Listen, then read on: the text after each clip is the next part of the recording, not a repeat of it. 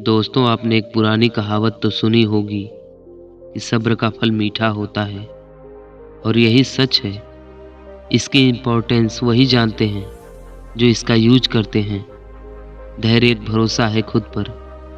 जो धैर्य रखता है वही जीवन के प्रति अधिक सकारात्मक दृष्टिकोण बनाए रख सकता है।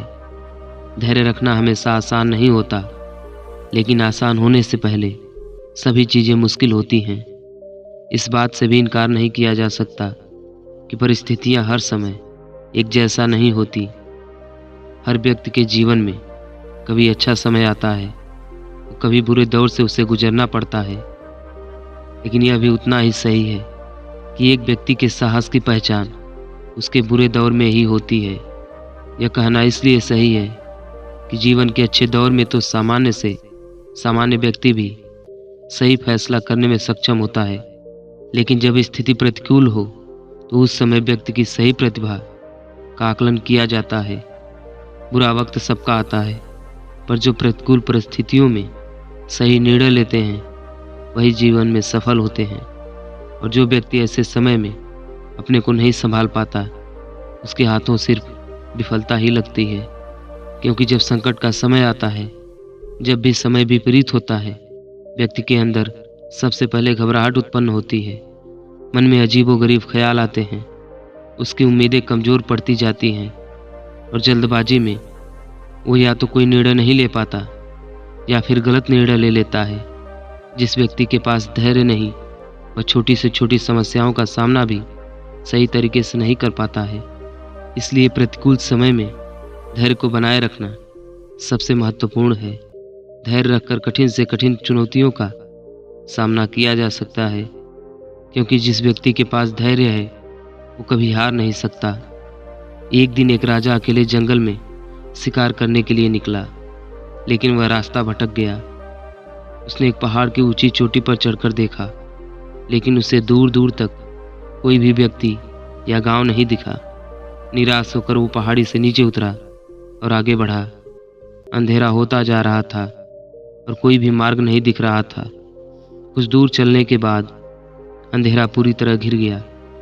कुछ देर बाद काफ़ी दूर से रोशनी चमकी। फिर वह उस दिशा में चलने लगा और शीघ्र ही एक झोपड़ी पर पहुंच गया। राजा ने देखा, झोपड़ी के बाहर एक बूढ़ी औरत अपनी बकरी को चारा खिला रही थी। राजा को देखकर बूढ़ी औरत सोचने लगी कि शायद यह कोई सेना का सिपाही है, और वो उसका स्वागत करने लगी। उसने राजा को पीने के लिए पानी दिया और आराम करने के लिए एक चटाई बिछा दी। कुछ देर बाद उसने गर्मा गर्म चावल और करी की थाली राजा के सामने रख दी। राजा को जोरों की भूख लगी थी, सो उसने जल्दी से गर्म खाने में अपनी उंगलियां डाल दी। गर्म भोजन ने उसकी उंगलियों को जला दिया और उसने कुछ चावल जमीन पर गिरा दिए। बुढ़िया ने यह देखा और बोली, ओह, तुम अपने राजा की तरह बहुत अधीर और उतावले लगते हो, इसलिए तुमने अपनी उंगलियां जला ली और जमीन पर चावल भी गिरा दिए। बूढ़ी औरत की बातें सुनकर राजा हैरानी में पड़ गया और पूछा, आपको ऐसा क्यों लगता है कि राजा अधीर और जल्दबाज है? बुढ़िया मुस्कुराई और बोली, बेटा, गलत मत समझना।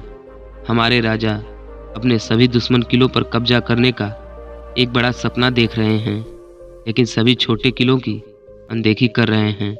राजा ने बूढ़ी औरत को टोकते हुए कहा, यह तो अच्छी बात है, इसमें दिक्कत क्या है?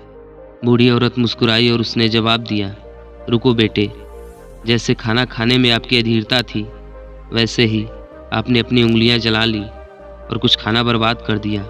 उसी तरह दुश्मनों को जल्दी से हराने के चक्कर में राजा की अधीरता और जल्दबाजी के परिणाम स्वरूप उसकी सेना में सैनिकों का नुकसान होता है। इसके बजाय यदि आप पहले किनारे पर और फिर बीच में कम गर्म खाना खाते तो आपकी उंगलियां नहीं जलती और आप खाना को बर्बाद नहीं करते। ऐसे ही राजा को छोटे किलों को निशाना बनाकर अपनी स्थिति मजबूत करनी चाहिए। यह उसे सेना में अपने जवानों को खोए बिना विशाल किलों पर कब्जा करने में मदद करता। यह सुनकर राजा को अपनी गलती का एहसास हुआ और उसने महसूस किया कि धैर्य रखना चाहिए और किसी भी स्थिति में जल्दबाजी करने से बचना चाहिए। दोस्तों, यदि जीवन में हमें कुछ भी हासिल करना है तो हमें धैर्य रखना जरूरी है। हमें पहले प्रक्रिया को समझना चाहिए और फिर उस काम को करना चाहिए। यदि हम तुरंत परिणामों की तलाश में जुट जाएंगे तो हम अधीर हो जाएंगे और अपने जीवन में हम जो चाहते हैं उस तक कभी नहीं पहुंच पाएंगे।